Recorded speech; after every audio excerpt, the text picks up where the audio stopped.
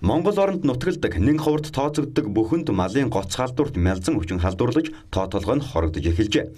За малын гоц халдварт мялзан өвчин хонь яманд халдварладаг 2016 онд илэрсэн шинэ төрлийн өвчнүүдийг бэлчээрээр дамжин бүхэнд халдварласан байна. За одоогоор Ховд аймгийн Чандамн Цахир, Дөрвөн сумын Гашууны хоол, Дарив сумын Баян цагаан Тунгалгийн ус, Говьалтай аймгийн Хөхмөрт сумын Шар бөөрг, Таван хайрхны тал, Дарив сумын Хүйсийн говь зэрэг нутгуудад бүхэн 30-аас 100 хүртэл тоогоор хорогдож нийт 256 бүхэн устгалд оруулаад байна. Монгол бүхэн нь 5 аймгийн 70 гаруй суманд нутагладаг 13,000 гаруй тоо толгойлдсон нэн ховор амтан учир өвчний тархалтыг зогсоох, цаашдаа бэлчээрээр дамжуулан бусад аймагуудын хонь ямаа аргал янгирт халдварлуулахаас сэргийлэхээр мал эмнэлэг мэргэжлийн хяналтын байгууллагууд ажиллаж байна.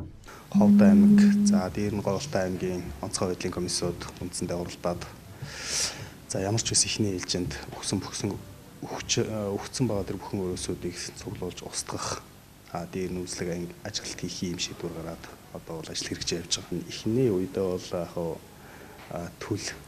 төлн илүү эмзэг багнасны амтд нь. Тэгээ явандаа энэ цаг зуурын нөхцөл стресс дарамт энэ бүхэн бол бүгд нь нөлөөлөх юм боломжтой. Яг бог малын тухайд ялангуяа хонь ямааны тухайд бол өвчлөл дээр нь үхлийн түвшин бол бас л нэлээд өндөртэй өвчнөд тооцогддог юм өвчин.